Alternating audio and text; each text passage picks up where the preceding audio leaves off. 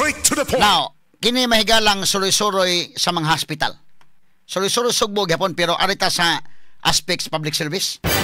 Kato niya suroy-suroy magalangguin bida. Suroy-suroy ta mahigala sa kauban sa mga kwan, mga sosyal ba. Kini suroyon ni mga hospital mo gini pinaka-importante. Limang ka kang gobernador dahil matagaan ni mo kwan ang healthcare. Makasuroy ka sa ospital bisag karong buwan na kasuroy ka. 16 ka na ospital tanan. Suroyon ni mo dito karon. After 2 months suroy na po gaglain. Bisag ka ng frequency sa suroy-suroy sugbo day. Instead suroy-suroy sugbo, isuroy ni mo sa mga hospital. Mabisita ng hospital sa gobernador. Medyo mo kuan gyud. Liman ka na mga kung i-challenge pamila na nga suruya gyud tong mga hospital. Unya suruya ang mga tao. Ha?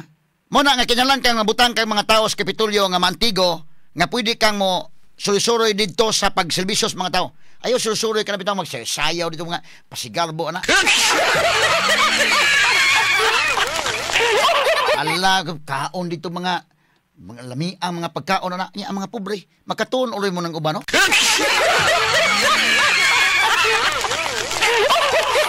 Mao tayo suroy-suroy pagka-extravagant kayo. Katong suroy-suroy ang Gwen.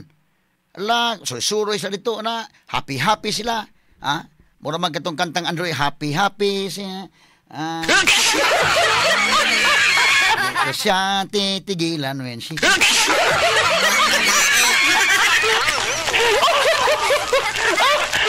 Why limit kaon la malapiesta ang dating. Ha? Kadto kaon. Katibitaw ng kaon sa NFA rice kuno hay NFA rice. NFA rice sagay pero sudan humba.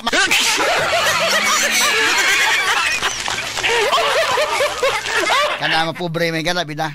Ah, kanang NFA rice may galag dong agon, why sudan-sudan gani man target ang sudan. Ah, mo nang lahi kayo. Na karon og mosuroy si Pam kana mga hospital suroyon. Unya kadto mga pobre dito makita gyud unsay angay ning lugar. Oh. Nya karon na be ato sa paminaw ning kining speech si Pam be gamay lang ha. Dili pa ta mo hatag sa dugang na to nga pag-analisar ini mong isyu. Asa man to dong be? Gamay lang. Kani.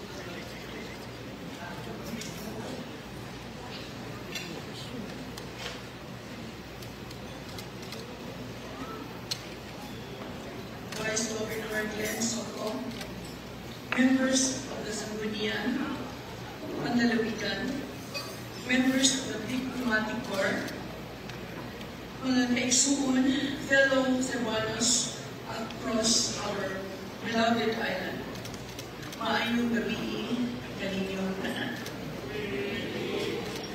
With deep humility and a full heart, I stand before you today, not just as your newly elected governor, but as your partner in our shared mission. This moment is not about one person, one party, or one victory. Kini panahon na alam na natong tanan. Rising to the call of service, guided by our collective hope and determination. The 1.1 million strong mandate you have given me is clear. To lead with integrity, to serve with compassion, and to govern with purpose. When I took my oath of office, I made only one internal promise: to lead with conscience, not convenience. Dili kini pag-gobernador para lang sa papel. Dili kini pagbuhat ng programa na para lang sa litrato. This is a leadership that must restore integrity, dignity, and and efficiency in governance. Okay, cut gamay dong. Nindot nila. Dili ni programa nga para lang sa litrato, para lang sa papel. Ha? Dili kay kanang programa dahil nga pina. Hala, picture. Nagdaghan ang picture o ang video. Sige, proceed. This is a leadership that must restore integrity, dignity, and efficiency in governance.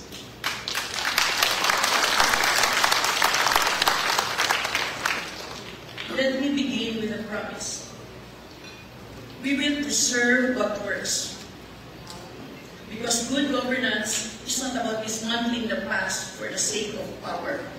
It is about continuing what truly benefits the people.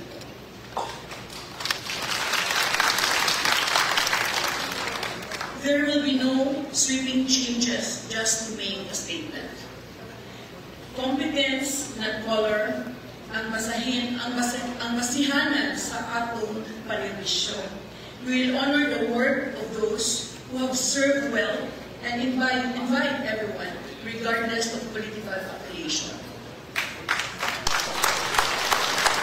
to help shape this new chapter. We are building a colorless government, one that serves every Cebuano equally. Ang akong Kapitolyo, abli sa tanang tao, dili lang sa mga pinili. I will open the doors for a weekly audience to the marginalized and the ordinary folks. To my beloved Cebuano, laguna na kang higayon, makikimamat sa makasangad sa inyong mga young people. On the other hand, we believe that continuity alone is not enough. We must also confront what is broken. That is why today, I reaffirm the promises I made during my campaign. To strengthen our healthcare system, to create meaningful jobs, to end corruption, walay SOP, and restore dignity to public service. Okay, cut gamay dong. Gini ha, nindot ni mahigalang portion. I reaffirm the promises I made during my campaign. Akong i-reaffirm ang akong mga saad atol sa akong kampanya. Number 1, to strengthen our healthcare system. Kiniging ato mahigalang pagpalambo sa ato mga higalang panirbisyo sa panglawas. To create meaningful jobs. Number 3, to end corruption. Wala SOP. Kinindot na. Kay kanay gud mahigalang importante kining corruption. Di pwedeng na ay mga lalay nga, grabe ka, lalay kayo sa tanan. Kining lalay din niya ang pasanayon sa gobyerno ni lalay. Nga labi pa, doon na po yung mga anak na puglaing lalay.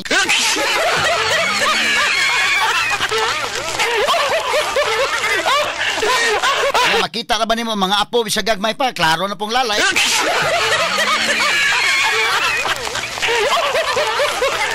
So, money ha, ikatulo ingon sa to end corruption, YSOP. Number 4, and to restore dignity to public service. Straight to the point. I-restore ang dignidad sa public service, mga higala. Gobyerno nga colorless, matod pa niya, mga higala.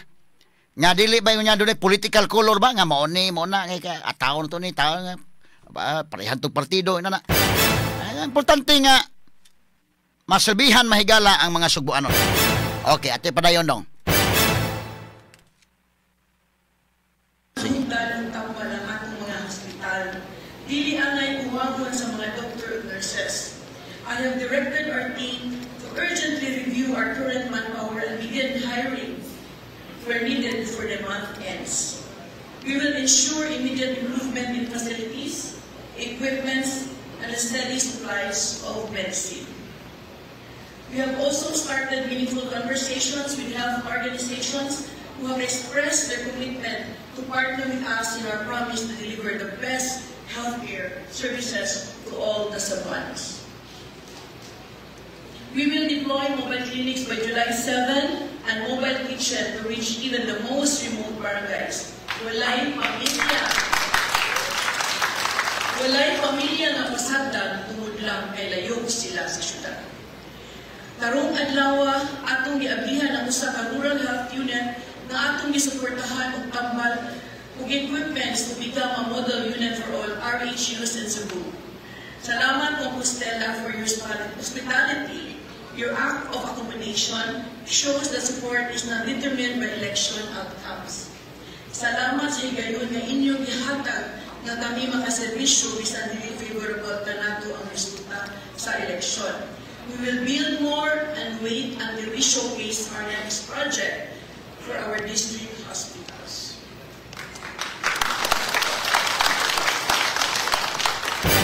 Okay dong, katsa dong. Okay, so kini mahigala mauni ang mga pamahayag ni Pam Bariccuatro mga kaigalaan kagabi atol sa kini ang gipahigayon nga inaugural ceremony mga sukin tigpaminaw.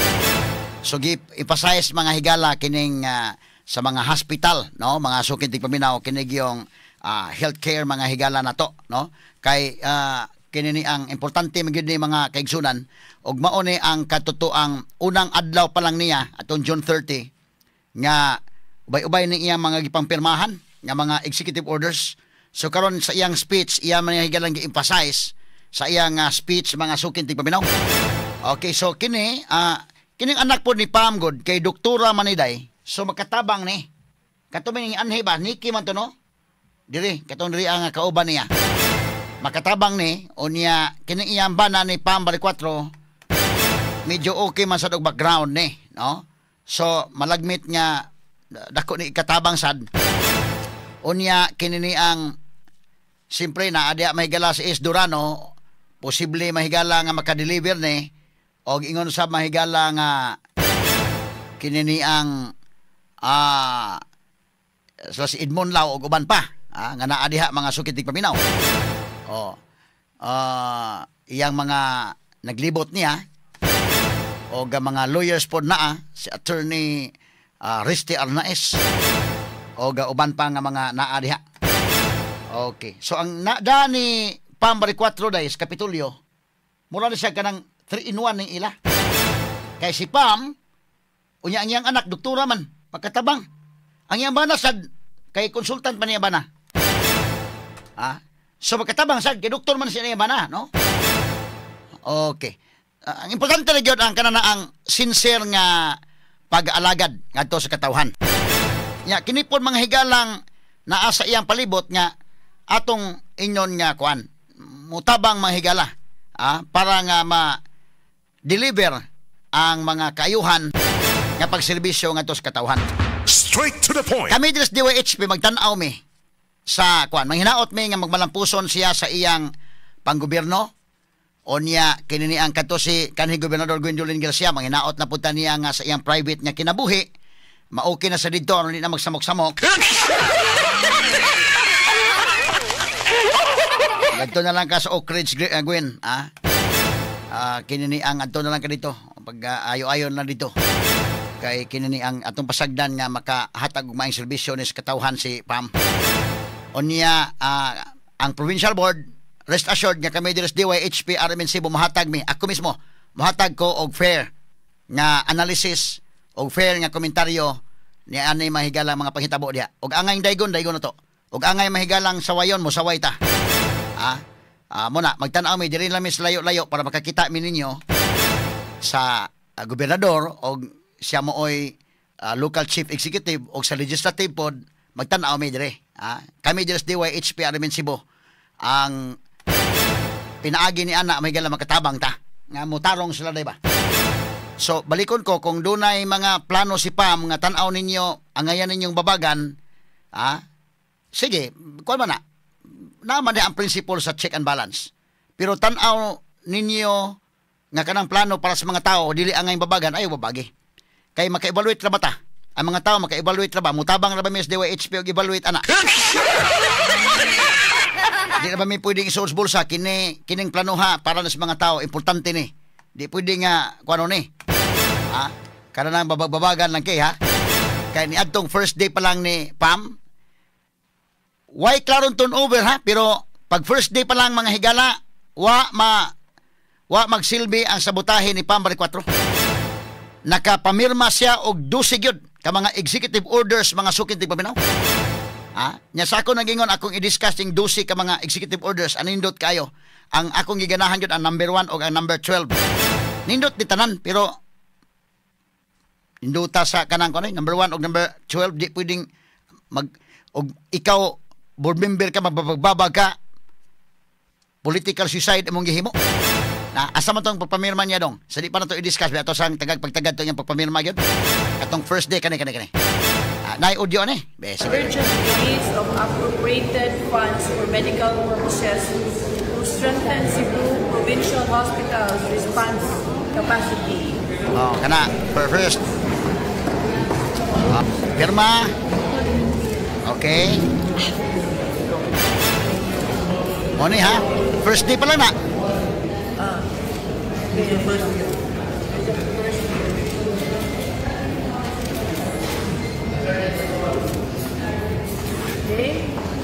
Okay, unang executive order. Executive Order number 2. Number 2. An order reconstituting the Provincial Health Board of the Province of Cebu for the term 2025-2028. Reconstituting. Nindot sad. Reconstituting the Provincial Health Board. Nindot sad. Pirma. Number 2 na. Kasagsaon sa nato ha. Kay nindot ni. Ato i-discuss yung mga higala ha. Second executive order sa first day pa lang. Ay, wala. Takubali ako na. Sorry. Shock sila may galawa mga paspam. First day. Nakalihok na yun. Executive Order number 3.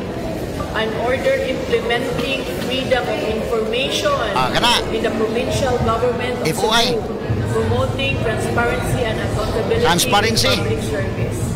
Lipay mo. Makanindot. Lipay yun. Transparency. Freedom of information.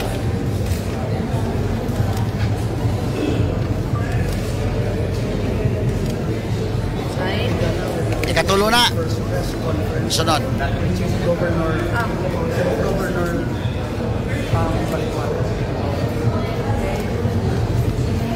Executive Order number 4. Number 4. An order creating a task force to address issues and concerns relating to the 91 or 93-1 lapse and other provincial occupied lands. Nindot sad ni. Nagswap deal day.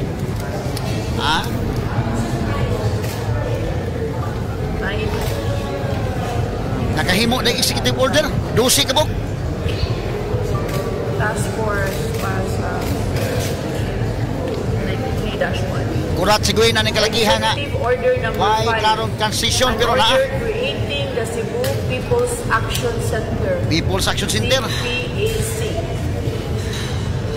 Executive order number 5. Pirmahan. Why transition nga klaro pero nakahimo na yun.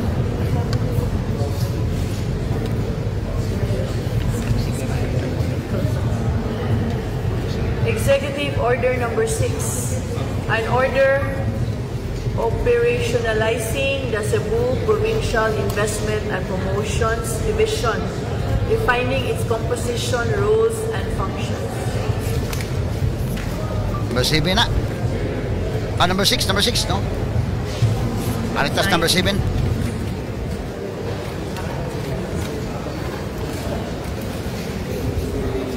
Executive Order number 7. An order reconstituting the Bids and Awards Committee, BAC, of the Provincial Government of Cebu and their respective members and secretariat. Okay, back ha. Importante ka ng back ha. I-sure ball ka ng dili mga lalay.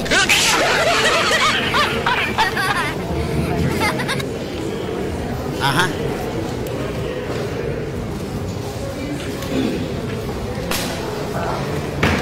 Executive Order number 8. Number 8. An order creating the Special Review Committee of the Provincial Government of Cebu. Special Review Committee.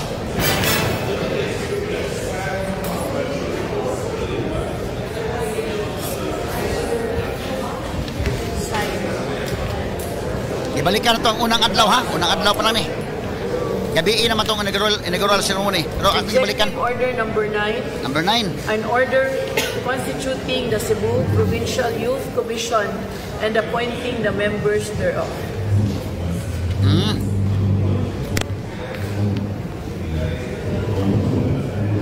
Sign.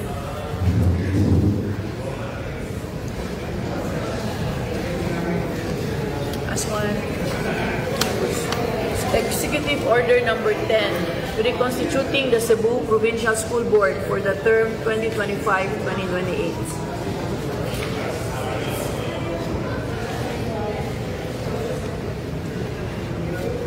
Signed. Okay. Thank you. 11. Kaniha, kuha na sa niya. I-discuss na ko ito taon. Executive Order number 10. Number 10. An order constituting the Center for Participatory Governance. Participatory governance.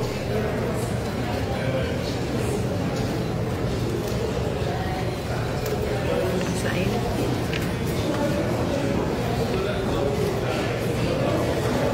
Thank you. Salamat. Salamat. Okay. Alright, thank you. If you have questions, we go. We have 5 minutes to spare. No, we have 10. 10 minutes, okay, 10 minutes. So, Bob, what made you decide to prioritize this 10 executive orders? Napa to? Tin pa nila, napa puno nga duha. Based Asa on man to? my priority projects. As you can see, the first executive order was for the releasing of emergency funds for medical supplies. Eh pa ha? Asa man to ang idugang? Napa ni idugang ito nung lang? There was a review meeting. What is this about? That's for the 93-1. 93-1. Because we have to create a task force to review the 93-1. Eh pa ha? Naninig ito nung lang. Number Going 11 back June. sa tapos sa funds, release of funds, including sa hiring sa mga doctors, expert doctors, so to speak. Yes, yes. Yeah, because as you can see, we don't have enough nurses and doctors in our hospitals in the How much is provinces. the money or amount involved? For the For the weekend. look at that? Ano to number 1? Ano to number 1 eh? Number one, Wala sir. kung hindi pa ngayon nila. 5 million, no? 5 million naman. Atong i-forward kami kay dito ikadusi o ikaw Is si it for the ikadusi. entire province already? For the healthcare? Yeah, for the entire province. Okay, kanta sa dong. For every hospital? Ah. That's fine. Freeze na sa. Okay. Kay nani gitunol ang dugang kuan ang katong number 11 o number 12, no? Ang katutuang ang number 12 katong mandating the free use of regular public comfort rooms sa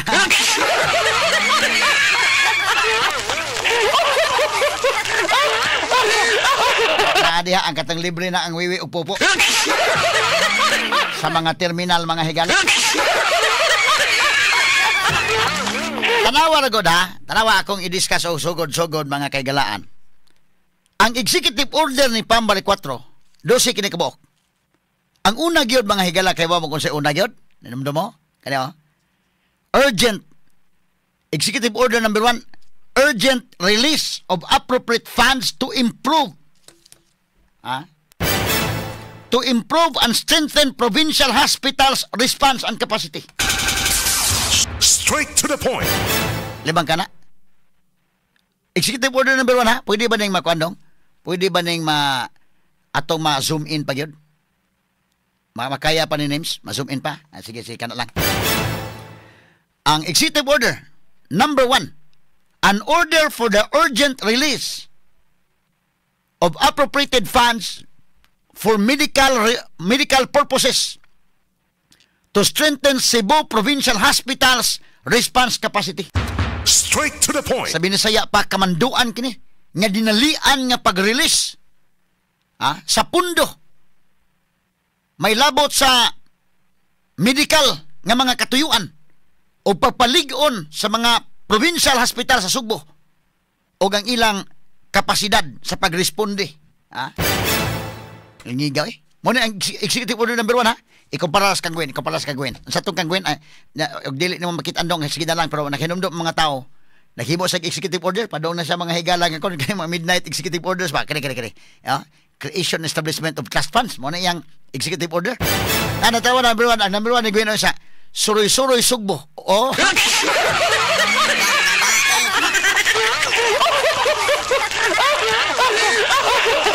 Jesus Ginoo ko, tanawa ha. Unsa inyong pagkumparar mga kaigalan kang Pambali 4 ang number 1 gyud. Number 1 order. Urgent release. Dinalian nga pag-release sa pundo, pagpa-improve, pagpalambo o pagpalig-on sa atong mga provincial hospital. Pero kang Gwen, trust pa kang Gwen, no? Number 1. In our continuing, what pa niya sa iyang kaning memorandum ni Gwen, executive order, inumdum ako mo pahinumduman na isa.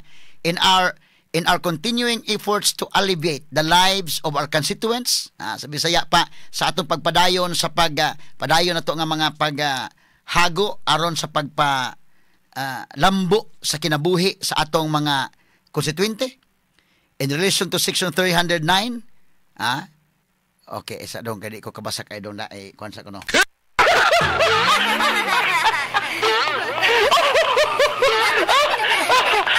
Sige. Sige, okay na to, Nims. Okay na to. Anak na to, Nims. Ito, matandi na to, Nims. Pagka-aligriha kayo, mga higala.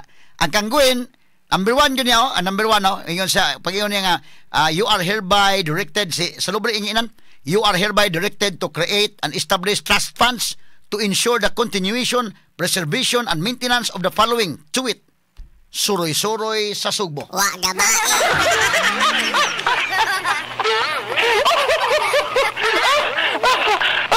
Kuya Tita Gwen, suroy-suroy Sugbo maging number 1.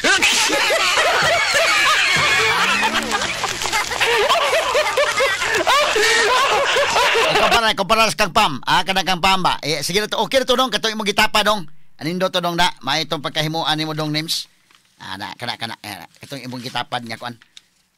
Sige da, asa man to indekin. Gitapad ni names kini na, okay kito. Gitapad niya kanang names, kini tawa na ko do. Ang order ni Gwen, ang number 1 suroy-suroy Sugbo, ang kang Pam kay ang hospital gyud. Urgent gyud, dinalian gyud. Ang pag-release sa pundo para sa mga hospital. Mo na'y tinuod nga gobernador alang sa katawhan. Mo na'y tinuod mga higala nga gobernador nga nagmahal sa katawhang Subuanon. Mo na'y klaro.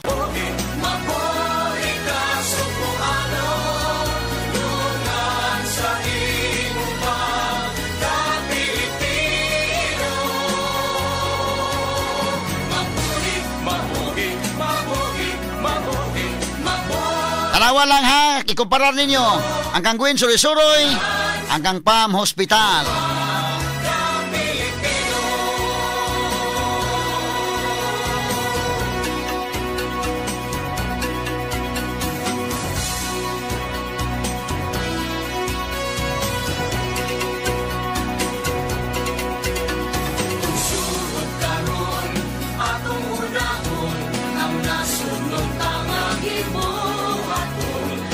Ang importante yun, sincero yun nga pagpanerbisyo.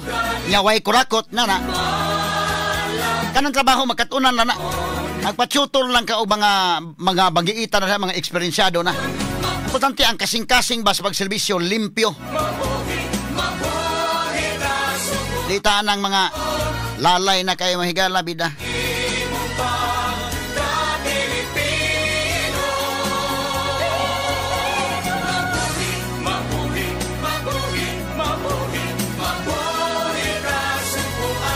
Kini may tinuod gyud nga mabuhi ka Sugbuanon.